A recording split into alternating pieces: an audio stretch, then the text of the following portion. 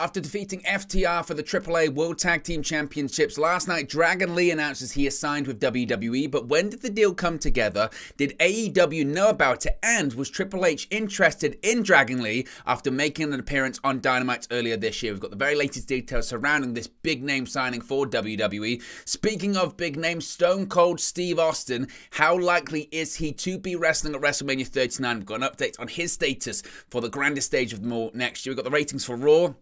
The absolute best of 2022 edition aired this past Monday, and it delivered the worst ever viewership figure in the history of the broadcast. Update on Toxic Attraction plans for the main roster. Ricky Steamboat reveals why he backed out of Ric Flair's last match earlier this year. An update on Tommaso Ciampa's injury, and Shinsuke Nakamura talks about his upcoming Noah match against the Great Muto.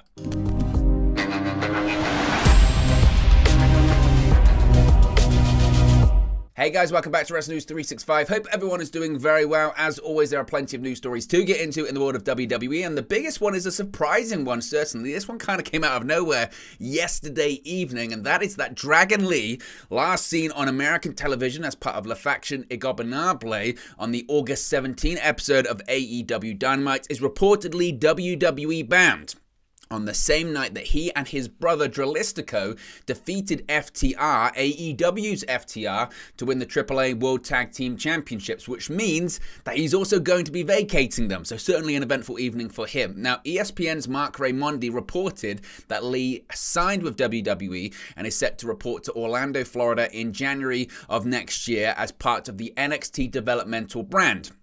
This is what was reported previously by, as mentioned, Mark Raimondi, and WWE's head of talent strategy and operations, James Kimball, told ESPN, quote, "Dragon Lee is a tremendous talent that will immediately add value to the NXT roster. This signing is reflective of WWE's renewed emphasis on globalizing our talent pipeline, with Latin America positioned as a focal market." Lee, meanwhile, said that a conversation with Finn Balor was the catalyst for his signing, saying, quote, "Balor told me, 'Would you like to be in WWE?' Lee told Raimondi through laughter. I said, 'Yeah, sure, why not?'" Now, Lucha Blog added that, quote, "WWE has been aware of Dragon Lee for a while, but made no recent move to sign him until he appeared on the August 17 episode of AEW Dynamite. He was brought in for 2 tryouts, the first of which was alongside Dralistico." The report adds that Lee gave AAA fair warning about his signing long before its event on Wednesday night.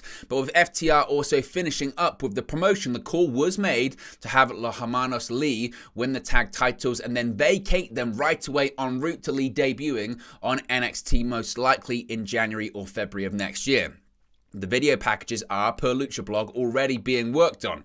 Los Hermanos Lee dethroned FTR by pinfall after Dralistico hit Dax Harwood with a springboard senton Atomico. That now leaves FTR with only one set of tag team title bouts, that being the IWGP tag team titles, which of course they will defend next Wednesday against Bishamon at New Japan's Wrestle Kingdom 17 inside the Tokyo Dome. But as I mentioned, this is a story that's got a lot more layers to it, and certainly was a surprising one, and WWE are really rolling out the red carpet to welcome Dragon Lee to the promotion, because you've had the likes of Triple H and Shawn Michaels both comment on Lee signing with the promotion. As I mentioned, it was announced yesterday that Dragon Lee has signed a WWE contract and will be joining the NXT brand in January, making him the latest signing for the company following 2 tryouts. While Paul Triple H Levesque is now less involved with the developmental brand, now due to his role as WWE's chief content officer, he did take to social media to comment on the news. He tweeted, quote, "An unbelievable athlete who has collected accolades and held championships across the globe. And he's just getting started. The next chapter of Dragon Lee's career begins with NXT. This is an interesting signing that could point toward WWE returning to bringing in more experienced wrestlers, as that was something the company had begun steering away from under the previous regime. Lee is someone who has years worth of experience competing in Mexico, Japan, and across America, including in AEW, and of course he made his debut back in 2014. Now, as far as when this deal was made, today we've got a bit more information about that as well. Of course, as I mentioned, we know that Dragon Lee is headed back to WWE. Triple H has commented on it But Dave Meltzer has opened up about this and given more details because, again, it's quite confusing considering he won the AAA tag team titles last night from an AEW tag team, but he then vacated them. He's joining WWE. WWE were really made more aware of him after he appeared on Dynamite. So what's going on about that? Now, per Dave Meltzer on Wrestling Observer Radio, WWE and Dragon Lee came to terms on a deal about 2 weeks ago. Believing that WWE noticed Lee following his AEW appearances, Meltzer said, quote, "The deal was made a couple of weeks ago, but they were told to keep it quiet, and they won't make the announcement until they won the tag team titles," which is very interesting because he pinned an AEW star, which was part of the deal. Now, if you're questioning if Tony Khan was aware of this, Meltzer indeed confirms that was the case. He said, quote, "Tony Khan was aware of it. I'm sure if this was reversed, that it would have never happened. He was working in Mexico and there was a lot of money in Mexico. He and Dralistico had a tryout with WWE and they wanted him. AEW wanted him as well. He was talking to various people."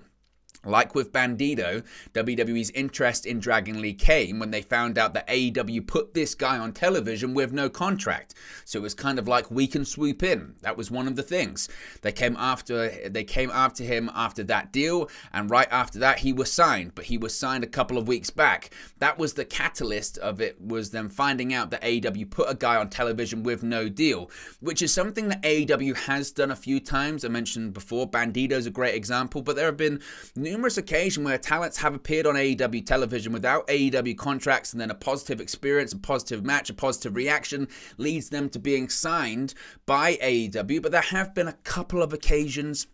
I think of this instance, and I believe, I forget the guy's name, you can let me know in the comment section below. He was signed by Seth Rollins, who appeared on a couple of episodes of Dark. I think it was Nathan Fraser, appeared on a couple of episodes of Dark, then he ended up signing with NXT UK. Now he's in the NXT brand there as well. So it's kind of it's a gamble that AEW plays, certainly.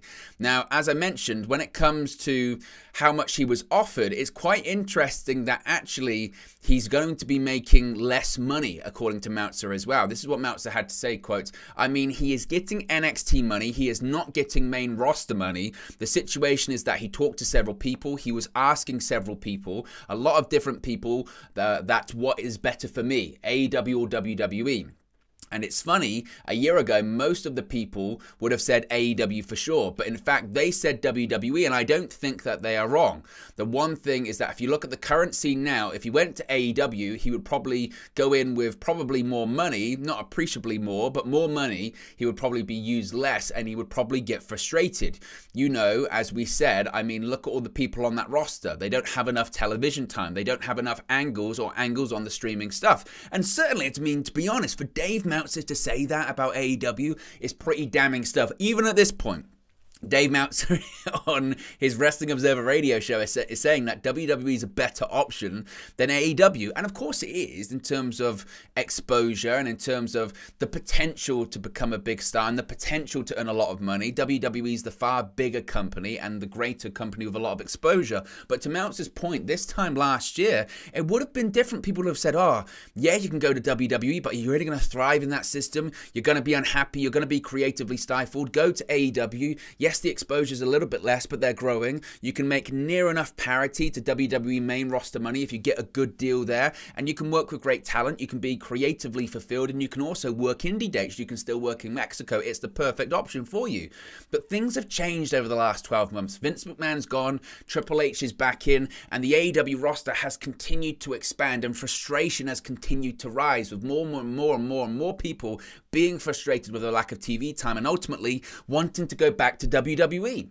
So maybe this signing of Dragon Lee is actually a real indicator of where things are right now and where is the current sort of hip company to be, and the current company that has the cool factor, shall we say.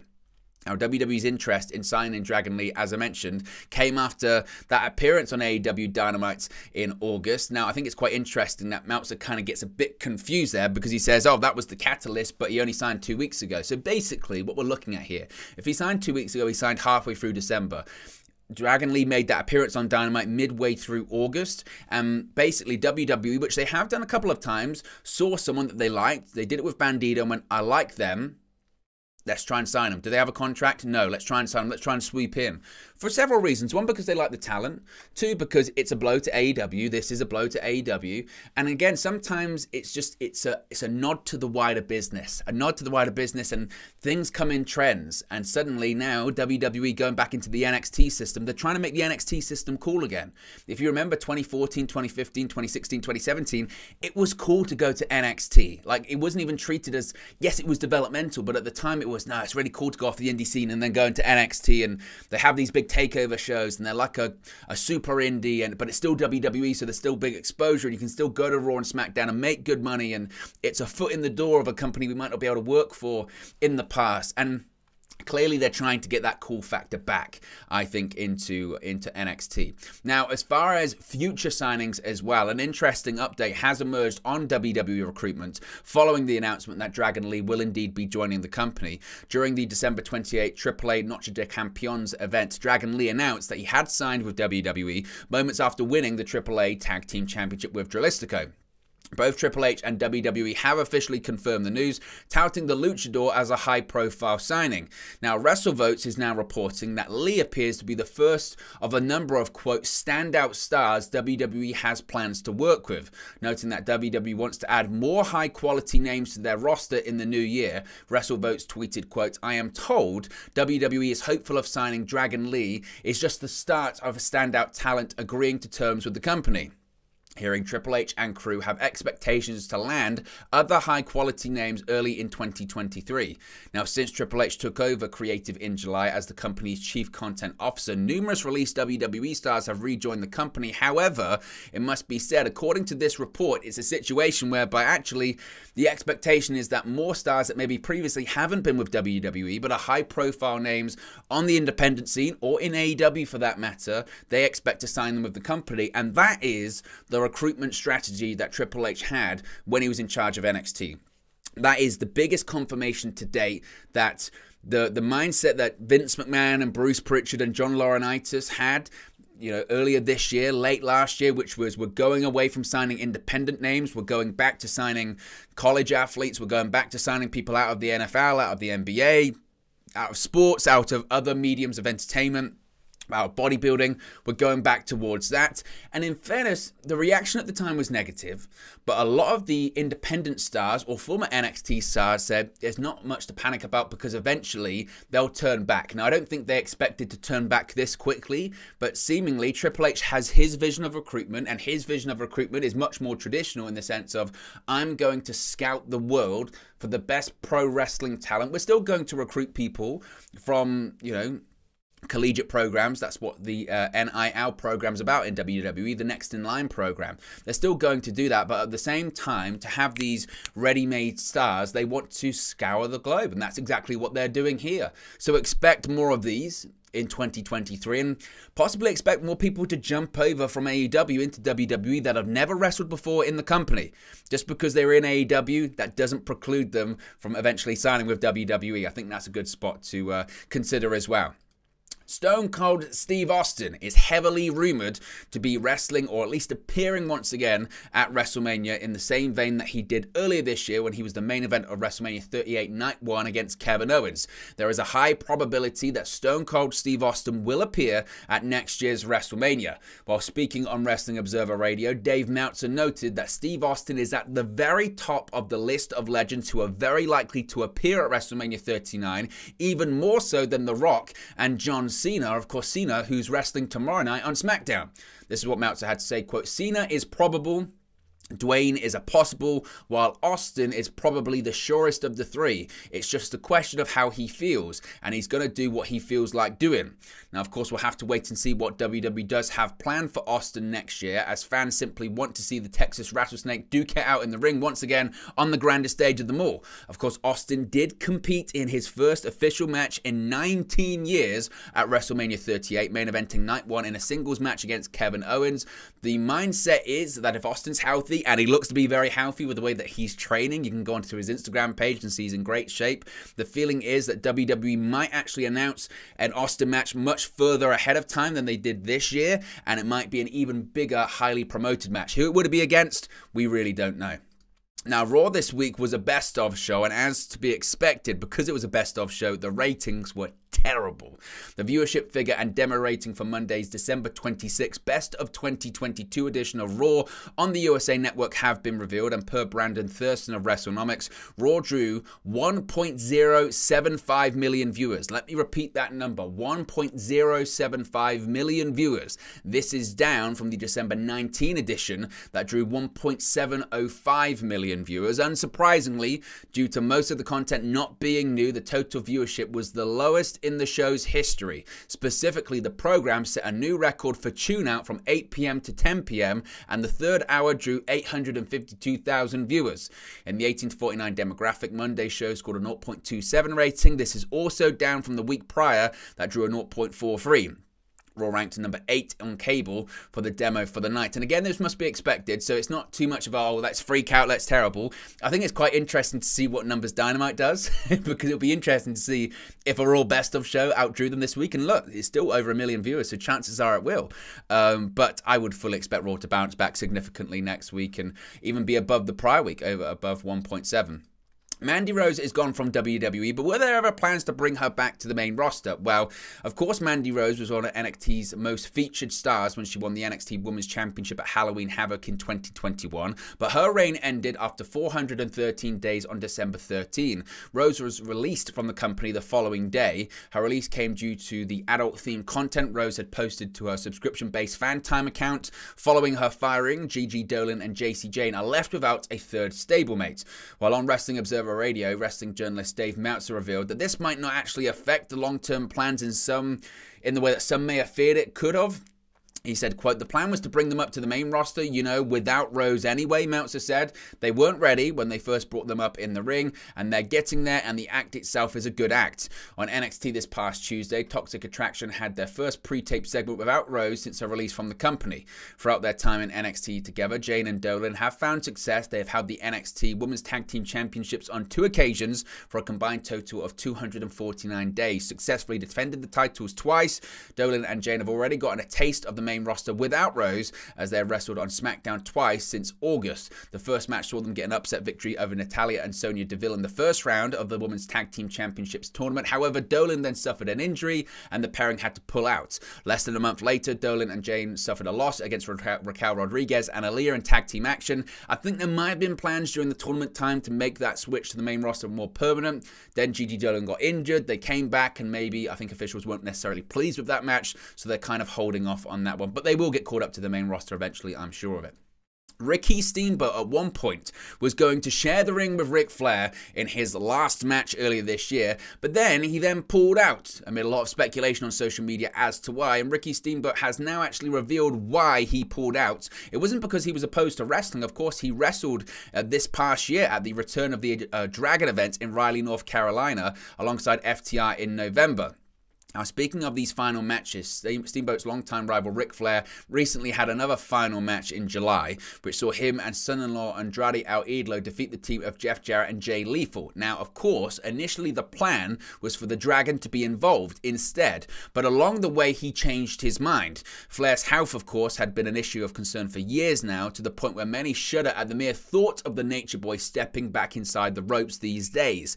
Ultimately, about a week after sitting down to discuss the terms for the match, that was the biggest factor in the former Intercontinental Champion's decision to back out. He said, quote, "I was still training pretty good and feeling pretty good, so I said okay," Steamboat told Sportskeeda editor Bill Apter in an exclusive interview.